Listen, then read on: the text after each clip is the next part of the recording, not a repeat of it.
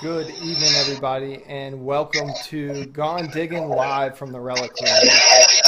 Good evening, everybody, and welcome to Gone Diggin live from the Relic. And prepared for regular. Good evening, everybody. Right now, we've got 30 folks here hanging out in the chat. We've got some up and down technical issues, but that's how this works. I hope everybody's having a great evening, and more importantly, had a great week of finding relics. Real quick, let's see who we had in the chat. First one in was one of our guests, Diggin with 7. Bill, Nugget Shooter Journals, Ozzy, Darren, Flash in your pen. What's going on? North Jersey Detector, Michael, Busy Bee Detecting. What is going on? Brian, Robinson Prospecting, Lincoln Central, Mudman Mike. Man, it's just cooking along. Adventures in History. Mark, nice to see you. Larry Stewart, Tony Adams. Ralph is here hanging out. Tennessee Jeff, the other fantastic guest we have. Broken Coil, Tommy Puppy, and the list goes on. Tomcat. Shoebuckle Bert is here. 36. Digging with Liz. Who else? Ozark. What is going on, my friend? So there we go. We've got a lot of great folks here, and we've got a great stream in tonight. This week I was able to get out. I dug for 5 days in a row. My right shoulder swinging with the GPX is wore out now, but that's all right. And before we get real into it, I wanted to give a shout out to a subscriber who sent this really awesome marine grade medical kit. He's here in the chat, and I want to thank you. It came in. This is everything that we've been working towards to keep us safe when we're out doing adventures this summer. So thank you. This is promptly going on the boat. I just wanted to share it. Sean, Sergeant Whitey is here. Nice to see you guys. But without further ado, what I'd like to do is bring in our guest tonight. We have 2 fantastic guests. You guys know them all over YouTube, Facebook, and the radio with Relics Radio. We have Diggin with 7, Loy, and Mr. Tennessee Jeff himself. Let's see if we can bring him in. There we go. How are we doing this evening, guys? Just fine. How are you doing, Matt? I'm doing great. All our audio good? Everybody up and working? Yeah. Doing well. I'm super excited to have you guys on the show. It's been a long time coming. You guys were gracious enough to have me on the show after we got to meet at Diggin in Virginia, which was what was that? A year ago? Last year. Yeah. It's last year. Last March. Yeah, last March. So it seems like a lifetime ago, but it was only a year ago. We're coming up on the next Diggin in Virginia, which both you guys will be attending, right? Right, and we're going to do another live show, ain't we, Jeff? We sure are at the Best Western. We're going to do a live podcast there again this year. So can't wait. It's going to be a good time. And, and I'm absolutely hope the weather holds out anyway. Yeah, well, you know how Diggin in Virginia goes. It could be 100 degrees or it could be snowing. So we're going to dig in it all. Especially in the spring. Yeah. And, we had a lot of good live guests at that show last year. That was a real success. We got to meet you and Jamie and some of the other guys. Butch Holcomb was there. Barb Connell was there. And we just had Earl from Virginia. And the conference room was just full of people. I mean, we just roped in guests, and we actually had a call or two that came in on the show. So just like we were in the studio.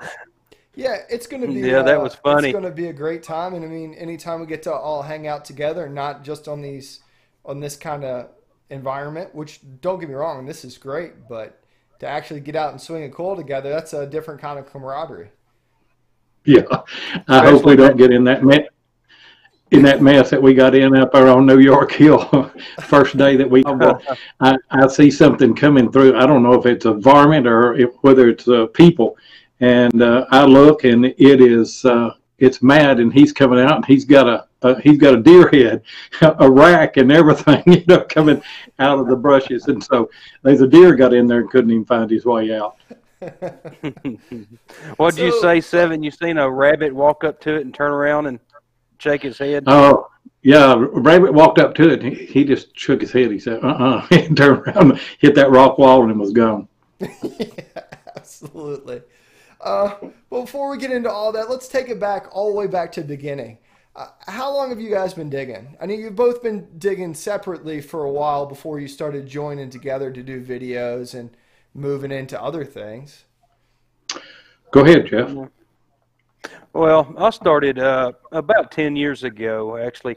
I borrowed a friend of mine's metal detector, a little bounty hunter, and I found my first flat button. And then since then, I was hooked. And, then, of course, I went to the AT Pro and then found my first camp with the AT Pro and had real good success with it. And then you know how it goes. Well, the next metal detector come out and you had to get it. And finally, this old man, he gave me a shout out on YouTube one time. And I thought, well, he doesn't live too far away.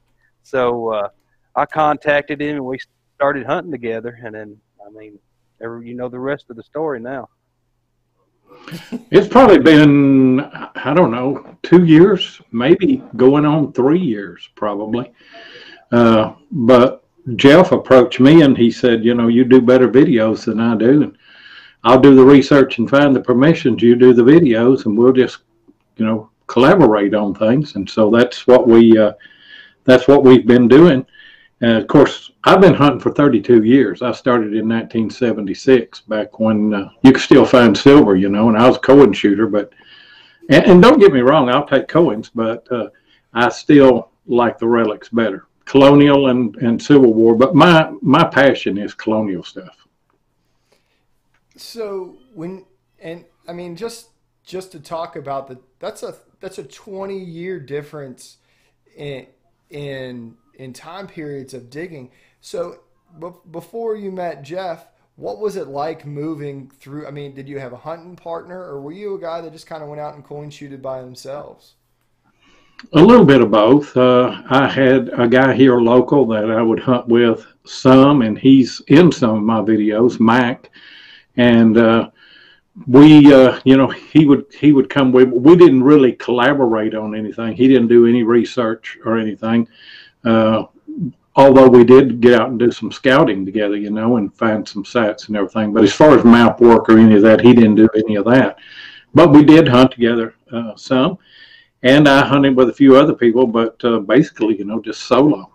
And I was looking this afternoon, 5 years ago, I started doing YouTube and just took a chance at it. I've always been the kind of person I'd like to have a lot of poles in the water. You stand a better chance of catching the fish. And so, I'll try anything for a little while, and got into hunting and wanted to advance that and got into YouTube. And of course, I've got a background in journalism and broadcasting. And so we toyed around with this idea, didn't we, Jeff, about live streams? Yes, we did. And, of course, we haven't done the live stream yet, but we've just done the podcast. And, of course, actually, when he mentioned doing the podcast, and I was like, well, yeah, that sounds okay. The next week we had a podcast, and then, of course, it's been a blast ever since.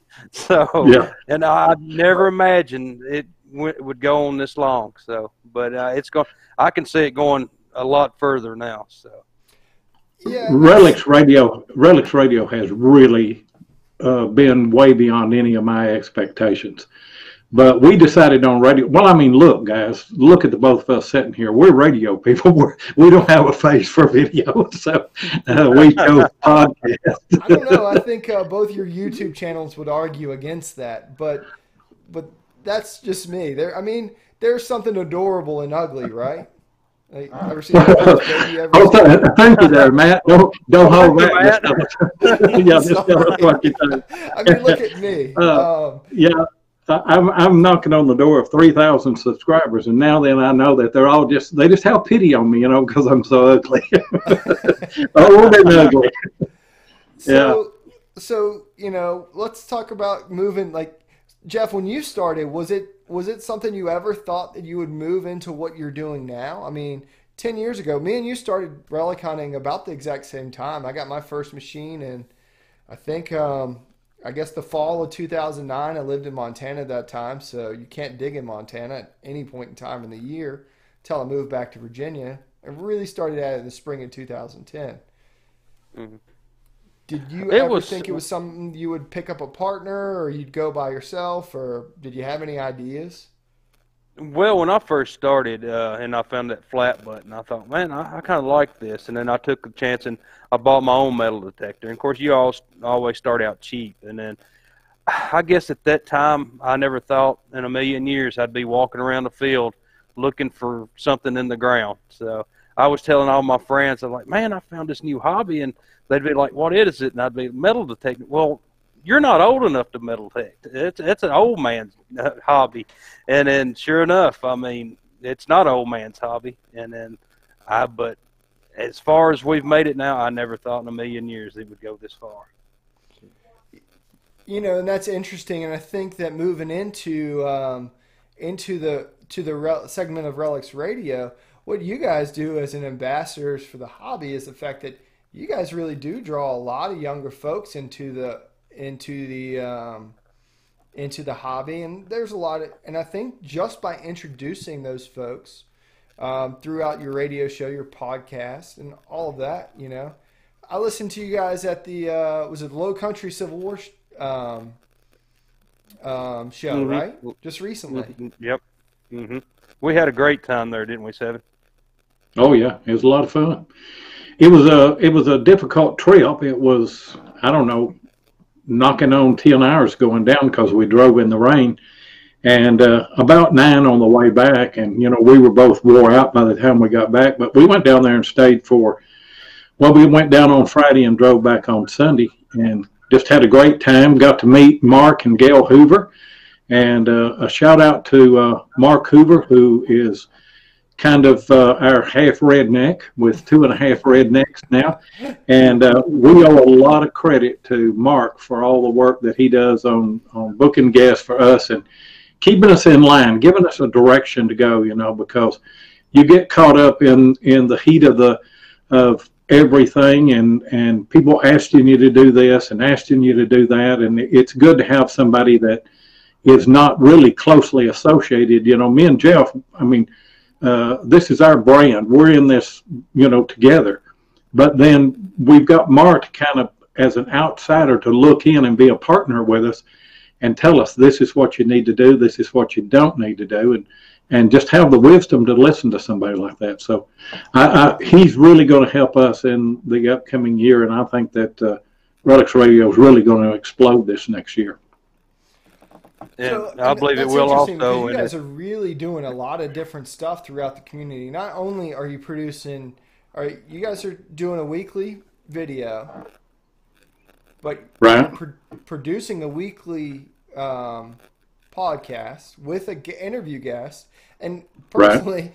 After I guess I've done this about 6 or 7 months, it is incredibly difficult to maintain a schedule of guests. It is, and that's why we rely on Mark, don't we, Jeff?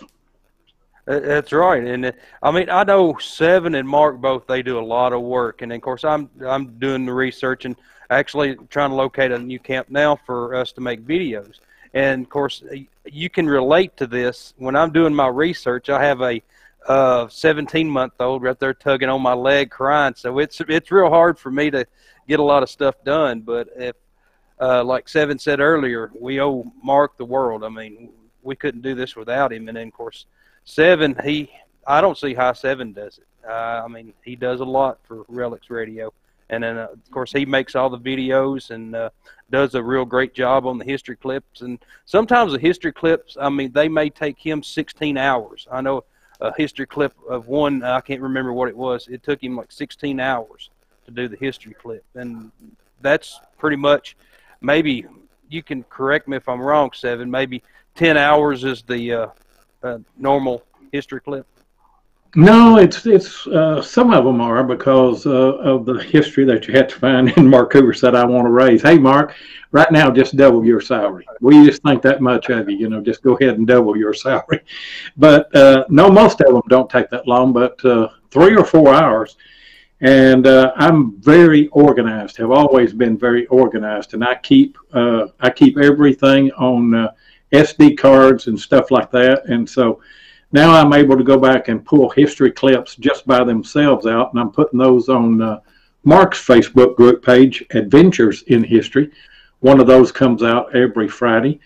And so, once you get the work done, if you save some of that, you can get a little bit more mileage out of it, and you're really not doing that much more work, but you're getting a little more mileage out of what work that you did in the past, Yeah, I think that's an important thing with a lot of this kind of production stuff, and maybe we're a little off of what we normally talk about, but that maybe this is a little bit of the behind the scenes as well, that you have to kind of do those things to make sure that you're fulfilling the obligations that you have to the people that either listen to you, to watch the podcast, or in this case, a live stream.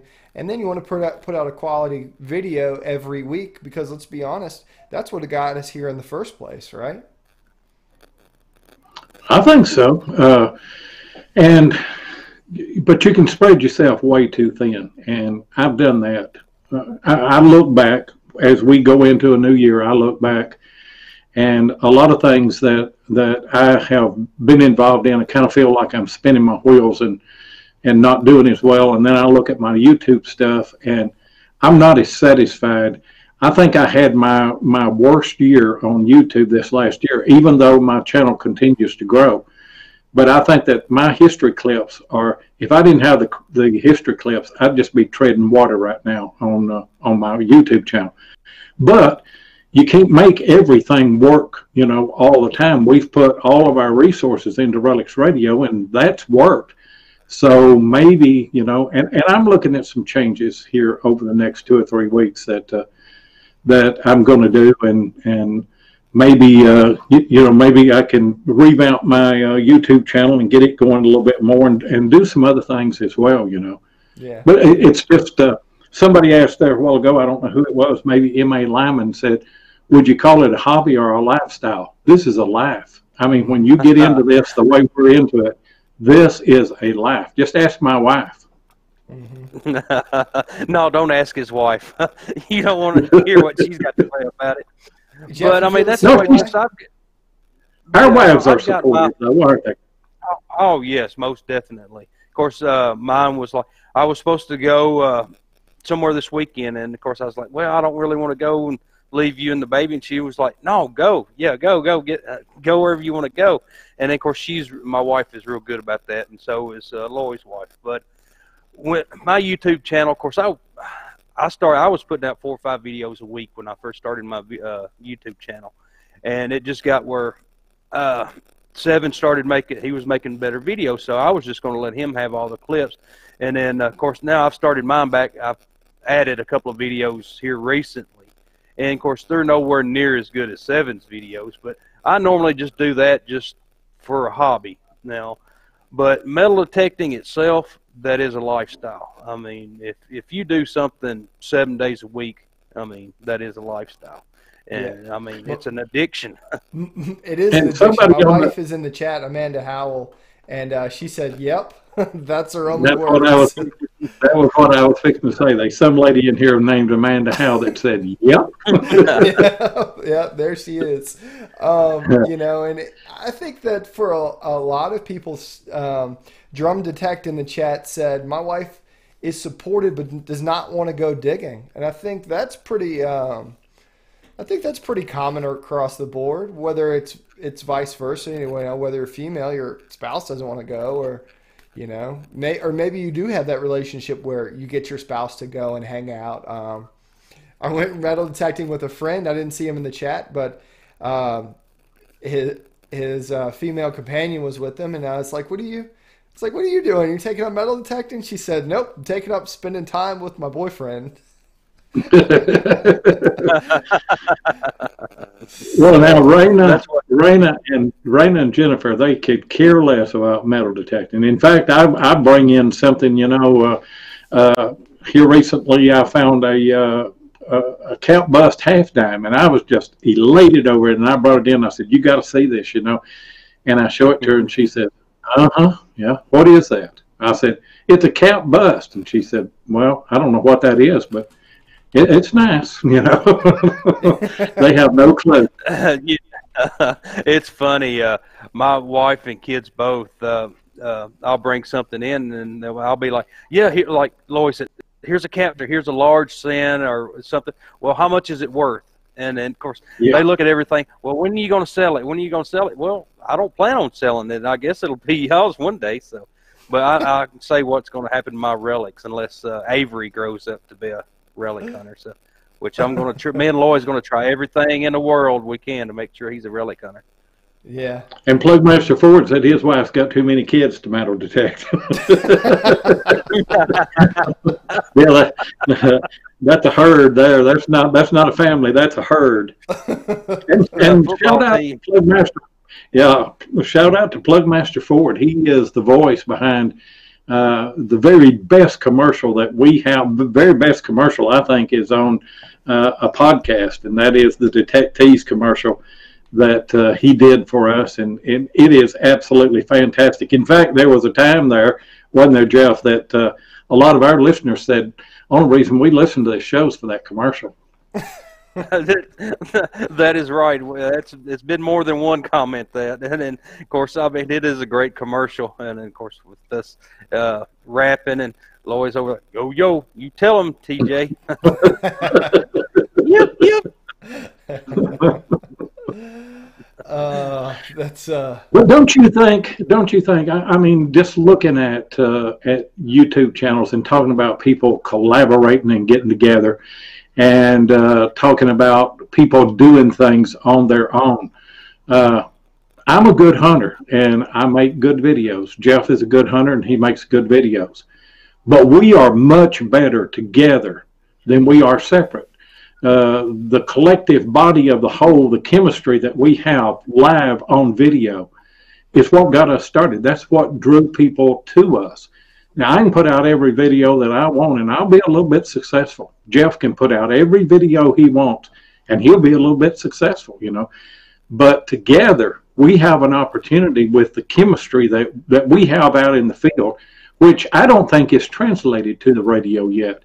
I think we'll learn that one day, but we're both struggling to try and get that chemistry on the radio that we have out in the field. I mean, I'll be digging a hole, and all of a sudden I'll be filming in the hole, and a golf ball come hit the ground, come rolling up. He's throwing a golf ball or something, And then we pulled a prank that will be coming out in a couple of weeks on Mark Hoover at the show. It's just those kind of things that it draws people. I mean, that's what the audience wants. They want that. They want the chemistry, and they want to see a story. They want to see more than just a picture of a hole and some kind of relic coming out. Do you agree?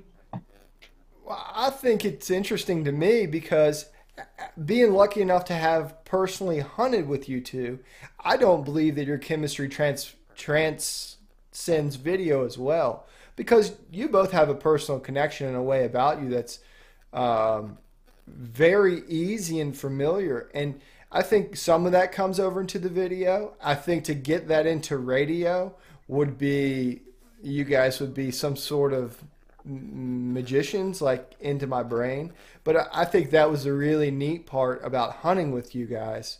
That was instantaneous.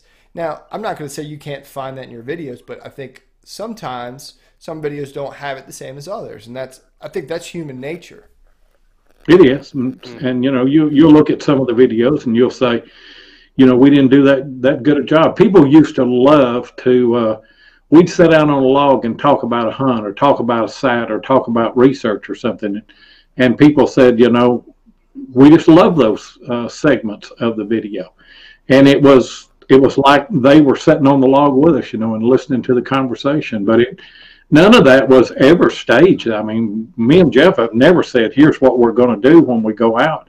I mean, we just all of a sudden, I'd say, let's just sit down here and and film something, or he'd say, let's do a wrap up here, just do a little bit of talking or what have you. So, and it's kind of hard to do because it never failed. It would be at 98 degrees, and he'd be wanting to sit down under a cedar tree, and you could see the ticks crawling around.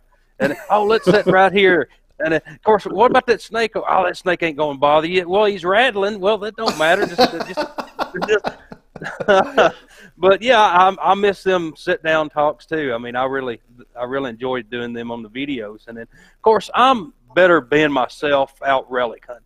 See, on radio or live feed like this, I mean, it's different for me. I mean, Lois grew up talking on stage all of his life, and then, of course, here I am. I'm just a redneck with a metal detector, and then, but it's something I've got to get used to. And but the sit down talking on the video, I mean, I always liked him until he said, "Sit down on." Oh, what about that snake? I forget that snake. So.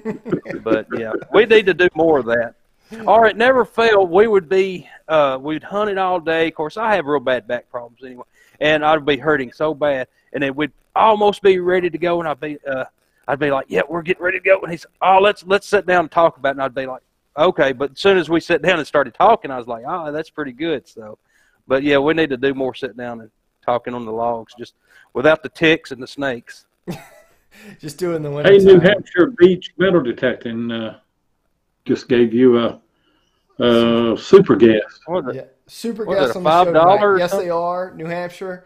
Thank you for the super chat. Make sure you go over to Relics Radio, and for everybody to let everybody know where can you be found. You're on Spreaker, right?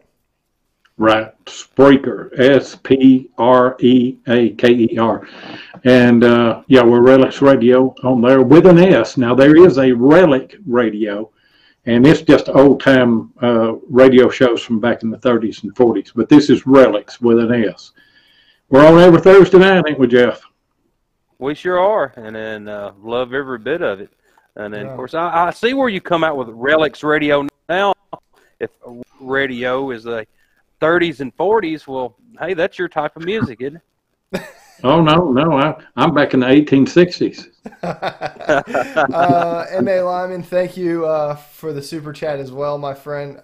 Very much appreciated. You know what's really cool, and this is, I think, about all of this stuff, whether it's talking about metal detecting or Relics Radio, this has become a really tremendous community. I can't speak for the 1860s when your comparison picture on Facebook was. But, I mean, when you first started off, there wasn't this sort of community, right? Even for me and you, Jeff, we started off 10 years ago. Did you have this kind of community? No, I didn't. No, I mean, I didn't know anybody that detected. I mean, absolutely nobody. I learned everything that I learned on my own. And there wasn't any YouTube videos. There wasn't any YouTube, And you just, I mean, I had a machine that probably my second machine was a white. I think the first one was an old Heath kit that I had. And I recently threw that away in the garbage. I wish I hadn't done that. I wish I'd have kept it. It didn't work anymore, but just hanging on the wall or something, But I was cleaning out the shop, and I just went throwing a bunch of stuff away, and I threw it away. But I had an old Whites, and it had the capability of discriminating, but I didn't know anything about it. I didn't have a manual for it or anything, so I just opened the thing wide up, listened to everything, and it was just running wide open, and I learned to hunt by sound, and I still hunt by sound. And I think that was, I think it was better for me to start by doing that. But, first day that I got a metal detector, there was a school across the street from the house, and I went over there and hunted it, and not even knowing anything, I think I dug 50 silver coins because that was all that was lost at the time. Oh, my gosh. Could you imagine, Matt? No. You have a great day if you find 5 silvers today. Of any age group, I think my best silver day was 6, and I got lucky. I stumbled into a little church camp that wasn't on a map, and I found 6 seeded coins. But to find 50 silvers of I'm sure those are of all ages too, probably seededs all the way up to Mercury Diamond. No, there wasn't any seededs. They were mainly Walking Liberty and Standing Liberty and Mercury and stuff like that. You had a lot of buffalo nickels. There weren't many Indian heads. There were, wheats. That's about all that you found penny-wise was wheats. But for some reason, never did find any seeded in the early years. It was after I started relic hunting that I found seeded and cap bust and large scent, stuff like that. So, and Jeff, when you started, that was 10 years ago. There were, were you ever a part of the metal detecting forums like TreasureNet or any of those? Yes, I was on TreasureNet just for a little bit, and then I wasn't part of it as much as I should have been, but I just started doing YouTube videos after I got off the forums, and then of course there wasn't too many people doing videos then like there is now, and then I think Mudslide Slim, and it was actually Bo Aquature, his first videos. I started watching them, and that's where I learned most of my stuff, how to relic hunt, metal detecting. I would I remember when Nugget Noggin come out, and then of course he was just a little bitty guy. Little bitty kid, and then of course he was hunting with his grandfather and then his father, and then now you see where he's at today. And then there was a couple of more that started the videos way back when, and then 10 years ago or whatever. And then, but there wasn't all that many people on YouTube like there is now. Now everybody's got a camera and a metal detector. So. Yeah, and who would have thought that we would have turned it into an actual, an opportunity to do collaborations, to meet you guys, to see all the folks in the chat every few weeks or every night, whatever it is, with all the live streams that are happening. As we had as many as 55 people in here this evening. That's incredible that 55 people would take some time out of their Monday to hang out with some guys who like to play in the dirt with metal detectors. What do you, man? They're listening to two rednecks. Well, I'm not going. I was going to say three, but I can't consider you a redneck. It's pretty much 3. That's how I grew up. I was hunting, fishing. People want to take their time and listen to us ramble on about digging a hole in the ground, and then how we started out doing this. It's great, and only in America.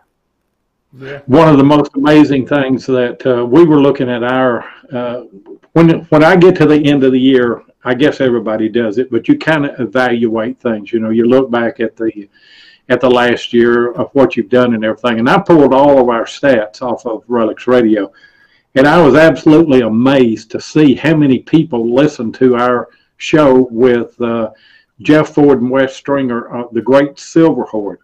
We had 2,997, I believe, listeners on that show. That is absolutely, because metal detecting is a small niche of podcasting and YouTube. We've only got a certain group that we're going to get in. And then whenever you get into a podcast, you've got live stream, you've got YouTube videos. Everybody is fighting for that same audience. And we got that many people to listen to our show it's absolutely mind-blowing. Yeah, that's absolutely incredible. And it's a testament to what you guys do, and it's a testament to the significance of what they found.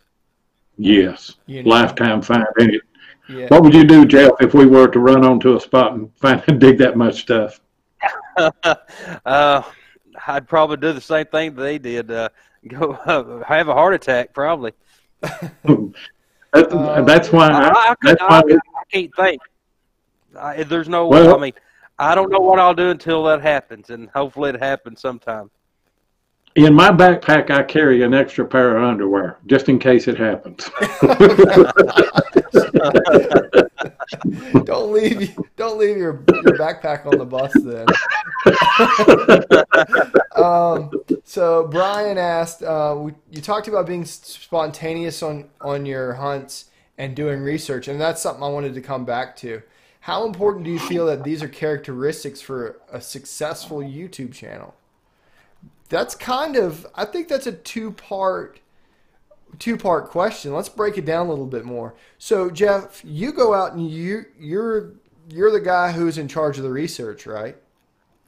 Mm-hmm. Yes. When you go out and you say you've researched a spot, how important is it to stay on that spot, or how important is it to have some leeway to go out and maybe expand upon it, or say that, hey, this just isn't what we thought it was?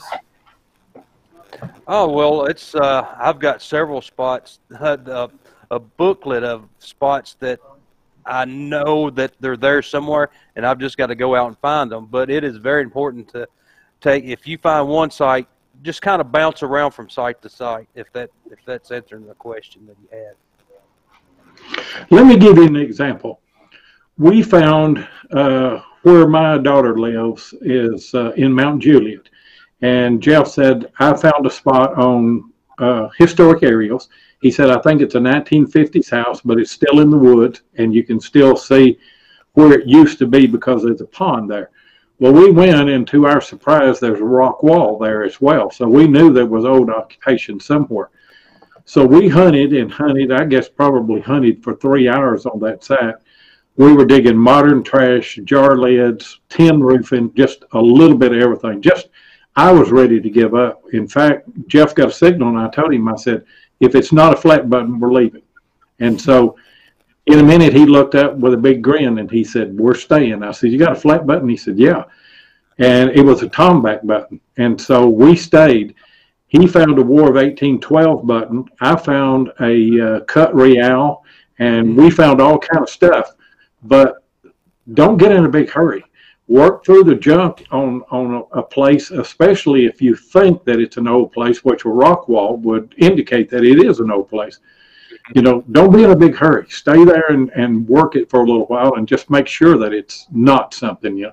And it may turn out to not be anything but a 50s house, and you want to go on. Yeah. And, you know, I've never found a walking Liberty or a standing Liberty. And the reason, because I don't hunt them home sites like that, the 1940s and 50s home sites. Of course, normally around here, they're full of trash, beer cans, Coke cans, pull tabs. And I'm just mainly after the older sites. So I guess, I mean, to locate what was on my bucket list, I guess we need to start hunting them sites. But you can still find good stuff at them sites, too. You can. What was the other part of that? What was the other part of that question that you... We're going to break it down. How would you think that translated into a YouTube channel? And I think I can answer that. And I think that if you're going out and you don't have to be finding great stuff, but if you're creating content and people like watching it, it's going to show in the videos that you produce. Yeah, I mean, look at some of the more, we think we have to find good stuff, and eventually you are going to have to find a little bit of good stuff to have any credibility. But you don't have to find, seeded stuff or cap bust stuff or a U.S. box plate or something every hunt. But you got to have good content. It's got to be entertaining. It's got to tell a story. It's got to, you got to hold your audience some way. And I found a unique way to do that with history clips, because I found a hair clip, an old Goodies hair clip from 1920s. And, a lot of people would say, well, that's junk. It is junk. But I was able to make a history clip out of that. And you'd be surprised at the number of people that sent a message back to me. I found one of those and always wondered what it was, Yeah. And so even these junky relics, you can hold an audience with them. You've just got to figure out a way to do it. Yeah. And you know what? I think there's a transition. I mean, wouldn't you say? Well, we considered, maybe Jeff can answer this. Well, we consider junk that's in the 1920s. That's the stuff of where my grandparents' children, my great-grandparents had that stuff. And it's really a lot farther removed than where we're at today. It really is. And then I just have... a lot of times when I'm metal detecting and doing the videos, I have taking the time to pull my camera out and filming the trash. And I just mainly film the good stuff. But, I mean, you kind of look at it on, I think it was my last video, where it's clip I've got now, I was talking about, was calling it trash, this iron piece, and then of course later on in the video I was like, well, it's really not trash, it's still history. And like you said, even in the 1920s homes, 1930s, I mean, a lot of that stuff that we consider junk is still history. So I mean it, like you said, it did belong to our grandparents at one time. So belonged to me at one time. Jeff said that the reason I'm good at identifying relics and everything is because I was around when they were used, and he's right a lot of times. A lot of things that I see that a lot of people are going to have to do research on. I lived back in the day whenever they used them, those goody hair clips. I remember my mama and grandma running around with those things in their hair. I knew exactly what it was. So a lot of them I've been raised up with. Yeah, Brian said not all relics are created equal, but some stories are about the relics. And that's very, very true. I've been thinking a lot about pit digging, and we've had the opportunity to try. We're really going to have an opportunity to dig a pit together in the spring. Right. But let me tell you something. Carl Hera told us that he was going to be there with his ground penetrating radar, and I seen a thing that he did today where scanned a spot, and they brought a backhoe in, and they dug a massive amount of stuff today. So I hope that he follows through on that he is there, because we had him on the show. And, I told him, I said, me and Jeff would like for you to, if you would, demonstrate that thing. We will film it. We'll do a video on it, and we'll give you a little bit of coverage, and everything. Just show us how it works, find a pit, let us dig a pit, and, we'll give you all the credit for the thing. You can have even the relics if you want them. Mm-hmm. We just want to dig a pit. Yeah, absolutely. Yeah, and I was going to let Seven dig it, and then I was going to let Seven dig it until we got to the bottles, and then that's when I'd take over. So. Let him dig all the overburden off. Yeah, I'll give him the credit on the pit, though. It's interesting because at some point in time that actual structure, that hut, that pit, that's a relic within itself. It's not tangible. You can't pick it up and take it home with you, but the experience and the documentation of that is a relic. So that's pretty interesting. It was a house at one time for a few days, for a soldier. It has a story to tell. Here's the thing.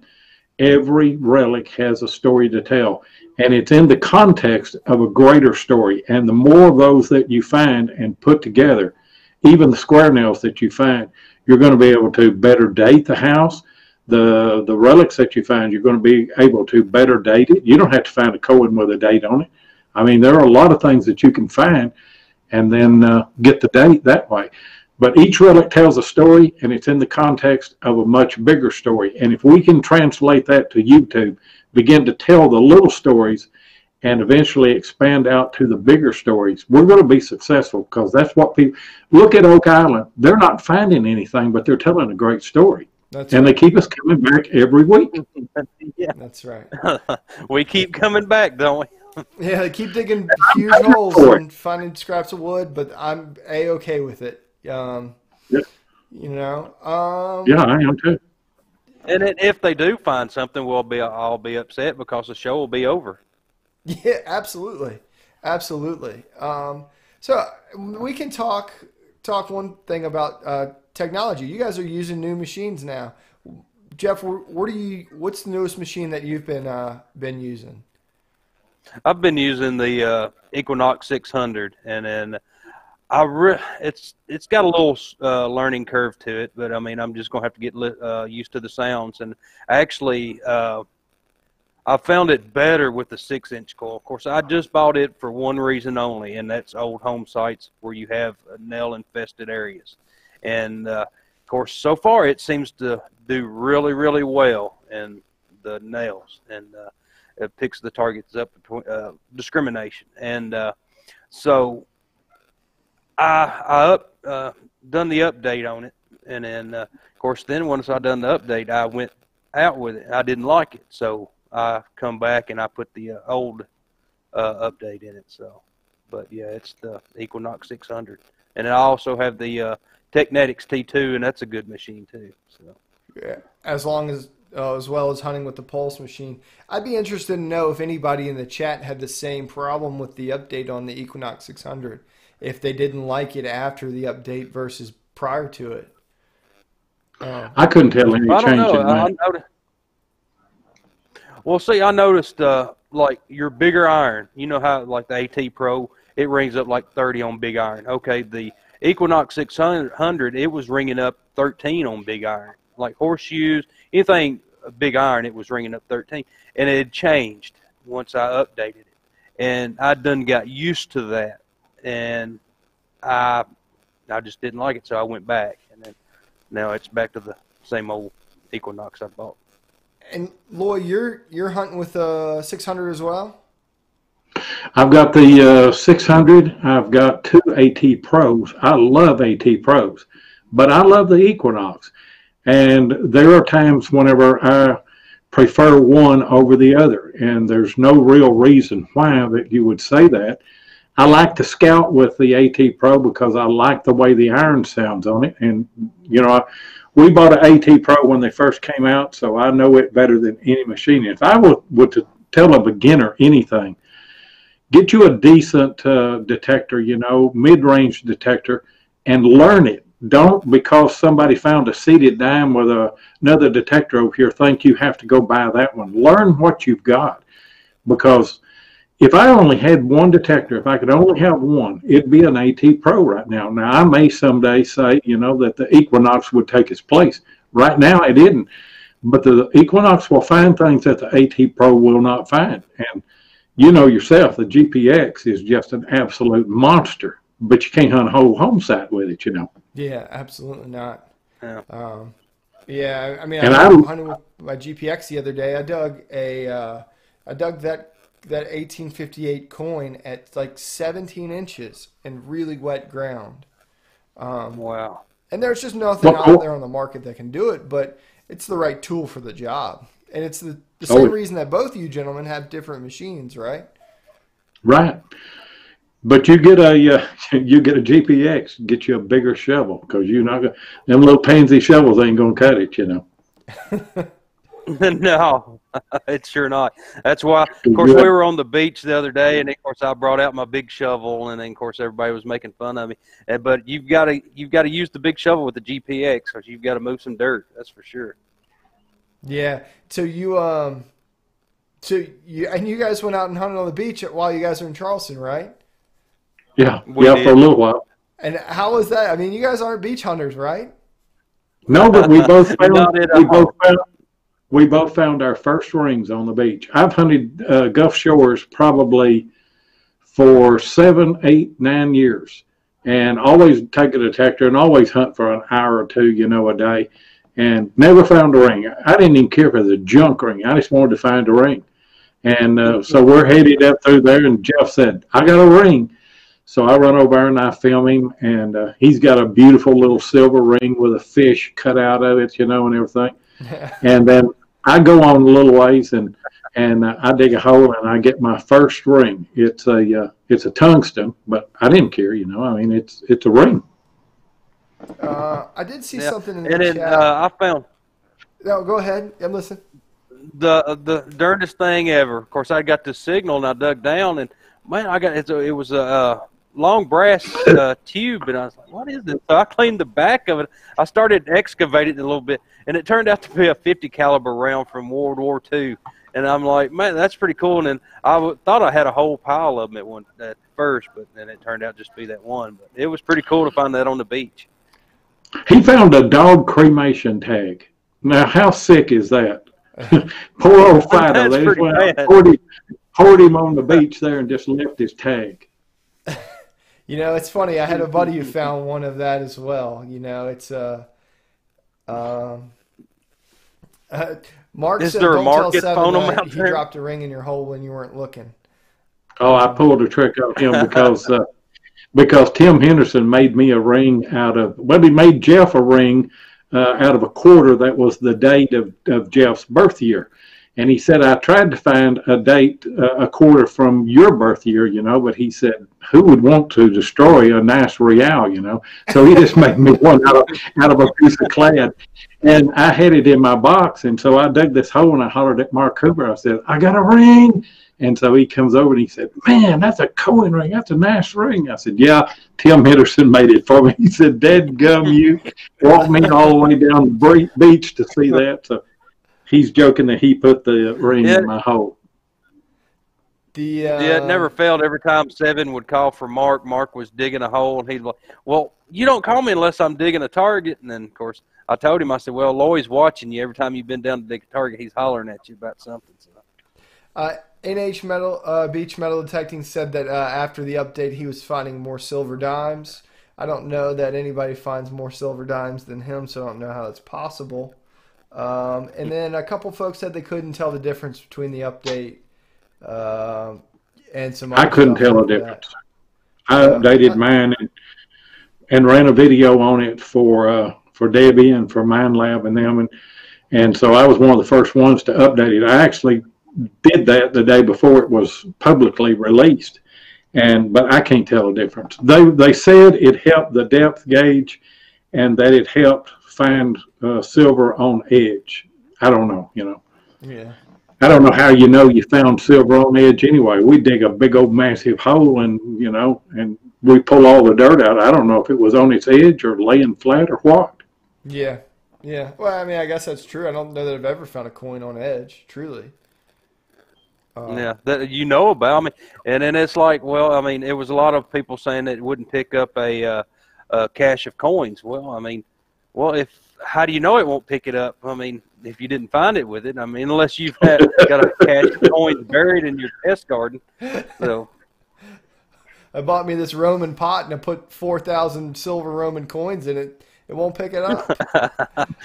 Yeah. You don't need to. You know where it's at. It's in your house. You bought it. So, aside from a cache of silver coins, say like Mr.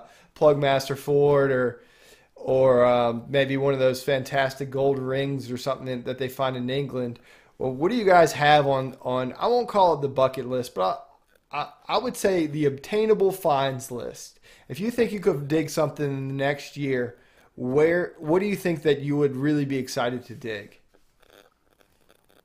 Go ahead, Trent. Mine would be a CS plate, and I hate to say that, I hate to jinx myself, but I do believe in 2019 I will find a CS plate. So, but of course I'm going to look for more Confederate camps than I'm used to looking for. So, yeah. Well, you could find one at Brandy. I mean, that place has produced as many CS tongue and wreaths as any place I've ever seen. So you have as good a shot there as anywhere else. Yeah, no. And maybe Seven and I both will find one. And of course, one will find a tongue, the other will find a wreath, and you'll have split custody. Yeah, there you go. And yeah.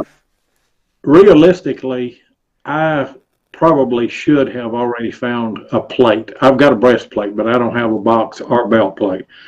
And I should have already found one. I haven't. Don't know that I ever will, but possibly I will. I think it's within reason. And I think another thing that is within reason for me to find is a 2-cent piece. I've found trims, I've found cap bust, I found everything but a 2-center. And I want a 2-center real bad. So I think that that's realistic. You know, everybody wants like you, the gold coin, but what would I do with the rest of my life? Well, you know, it's funny. Yeah, I get a lot of resin from the folks at work for it. I found what I was going to do with the rest of my life November 30th of this last year. Yes, you did. So, and that's a whole lot better than your gold coin, isn't it?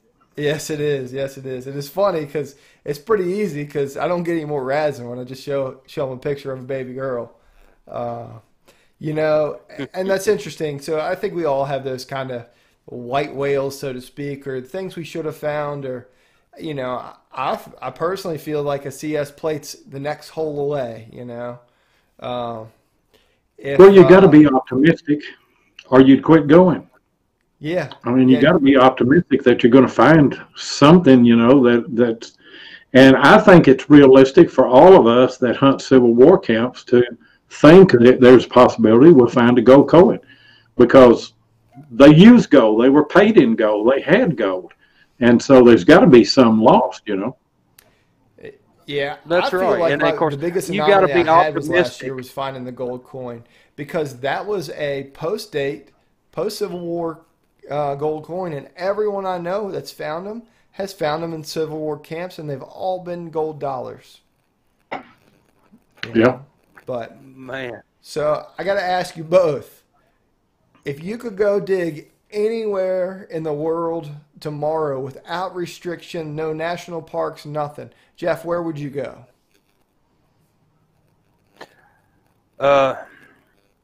in the States, Anywhere in the world. I'd be in Europe somewhere. Would you? Yeah. What do you think, Loy? Yeah, I'd want to go to England or go to Mesopotamia, where old Babylon was. I want the real old history. I want stuff older than me, and I'm gonna have to get out of the States to find that.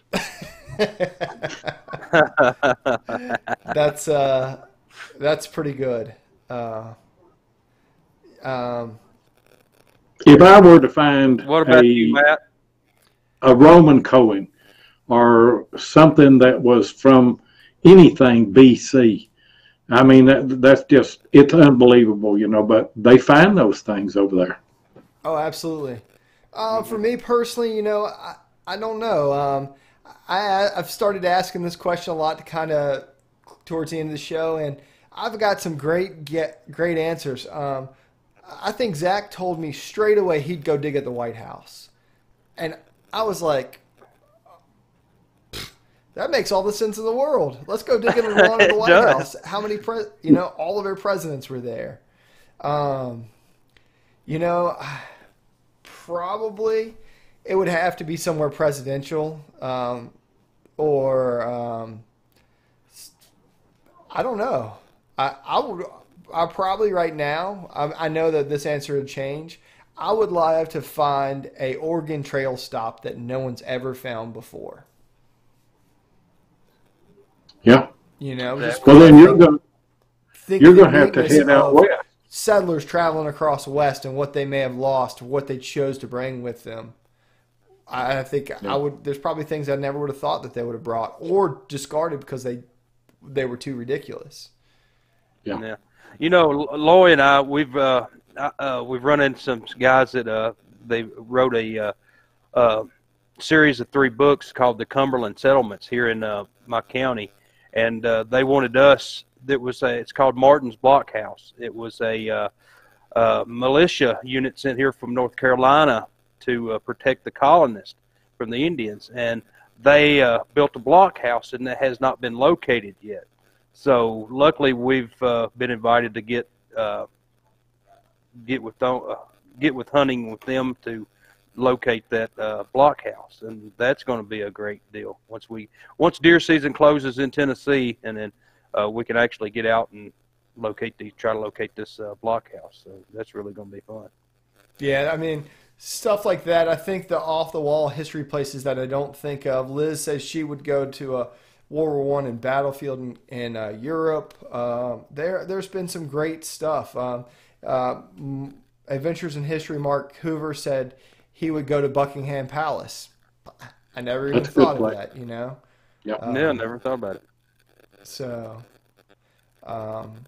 Colonial Williamsburg. There's a million places. And the more I think about it, the one thing that if I could ever find one item and just say I was done relic hunting, if I could find a Virginia button from Charleston, I had relatives who stayed in Charleston for the duration of the Civil War and then were paroled at Appomattox. That's what I would. That's where I'd like to be. But I don't think I'll ever find that one item that makes me want to stop metal detecting. I don't know if you guys have that thing. No, that really, I don't. It doesn't exist. That really does not exist. Because if whatever I find, I want to, I've got something else to move to. I want to find something else. And that's the appeal to it. That's the appeal to this hobby. You never know when you get a signal, you open that hole, it may be a can or it may be the greatest thing that you've ever found in your life. That's right. That is right. It's we're only always one find away from the next one. Well, here's something that I have said in many videos. You're just one find away from that being a great video. And whenever I leave the house to go hunting every day, I've got a mindset that I want to go and I want to find one good relic. That's all I want to find. And if I find two, I'm lucky. If I find more than that, it's a wonderful day.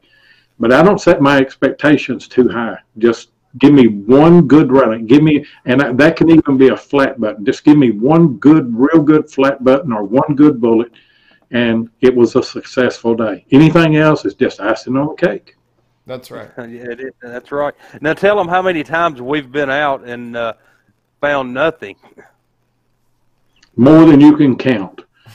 And, nothing, absolutely nothing. My last 2 trips here, I've not filmed a clip, not at all. And I went out one day this week and I walked until my knees were absolutely killing me. I thought I was going to have to call 911 to just get back to the truck. I was up in hills and woods and everything, chasing down an old house. I found the old house. I did not find one filmable thing. I found 2 head stamps. That's the best that I've done. Of course, I didn't film them, so was it a waste of time? No, I know where not to look, now. Yeah, That's absolutely. Right. Show Me Dirt said, do you have any superstitions about metal detecting? Do you have your own favorite metal detecting socks, or? No. No, I don't think either one of us do. I mean, it's maybe I like my shovel. No, I mean that's the. Don't take my shovel. You use yours, I'll use mine. Yeah. No, I don't have any of those kind of superstitions. Although, if you ever hunt in 5 Mile Holler, you'll be superstitious when you walk out of there because there's things that have happened to people that almost everybody I've taken in there. There's been some strange things happen to, and so we'll talk more about that later. Yeah, absolutely. Well, gentlemen, we have knocked down a solid hour, and I knew that would happen in a breeze. But before we go, why don't you guys just lay out where everybody can find you? It's all in the description as well if anybody's interested. But where can we catch up with Jeff and Loy? Well, you can. I've got Tennessee Jeff on YouTube, and then we've got a Relics Radio group, and of course you've got Diggin with 7 YouTube videos, and then of course my email address is tennesseejeff@mail.com. If anybody wanted to send me an email. And I'm also collaborating and working with Mark Hoover on Adventures in History, another real good Facebook group page. It's growing. Our Relics Radio Facebook page is growing, and our show is growing. So check us out on any of those. And I tell you what, it's been an honor, Matt, to be with you, to hunt with you, to get to know you. I was impressed that first night that I met you, that you came on the show. I told Jeff, I said, He's going to be a great hunter, and he's going to be a great guest. I said, we got to get him and book him, and looking forward to hunting with you again and being with you just as much as we can. Yeah, absolutely. It's been a pleasure. I walked up to Jeff and standing in front of the meeting area, and the guys I were with, they were like, let's go. And I was like, nope, not going anywhere. I want to talk to these guys. And, for a long time, prior to doing YouTube or making videos of my own, I always watched both y'all's videos, and you always have been an inspiration. So I think that's pretty universal for the number of folks that are still hanging out with us. Let me give one shout out, because that night at the radio show, the live radio show there in Virginia, this sign that you see behind me on the fireplace, and I don't know how to turn where you can see that. The Relics Radio banner. Earl from Virginia made that for us, and we take that to every live show that we do. And we're going to do more live shows this next year. I love that, getting out in the public, meeting the people, doing the show. It's a lot of work. I mean, just ask people like Gypsy. She's just in Denver, and you got to make the trip, and you got to be with the people, and then it's tiring, but so rewarding whenever you meet the people that you've talked to so many times, but you just never have got to look them in the eye and tell them thank you, for what you do for us. Yeah, absolutely. It's really cool to get, to meet everybody. It's been absolutely fantastic. So, well, I won't, we won't hang out here too much longer, but I just wanted to thank you guys again. It's been fantastic, and always, you guys are always welcome on the show whenever you'd like. I think everybody else enjoyed it as well. So what we'll do is I'm going to slide you guys off to the side, and we'll close the show out, and we'll go from there. All right. All right. Thank you very much. Enjoyed it. Awesome. So as always, these guys, absolute class acts. Be sure to go check out all their social media, Facebook, Relics Radio, Instagram, Adventures in History, or not Instagram, Relics Radio Facebook group, Adventures in History, the Spreaker, Relics Radio, Diggin with 7, Tennessee Jeff. These guys are all over the place. They're doing stuff, and really awesome to get to hang out with them this evening. Huge shout out and thank you to M.A. Lyman for the super chat, and for New Hampshire Beach Metal Detecting. Both great guys with great channels. Go check them out as well. I hope you all had a great evening. I did as well. As always, where we go? There we are. A little technical glitch there, but that's how we roll. So as always, thank you guys for coming and spending your time with me. You could be doing a million other things in the world, but you chose to hang out here in the Relic Room. Flash in your pen, thank you, my friend. Thank you for the super chat as well. Another great show. Go check them out. As always, over the next week, go out and see if you can find some history in it. And if you can't find history, make history of your own. So we'll see you next time. My name's Matt. This is Gone Digging from live from the Relic Room.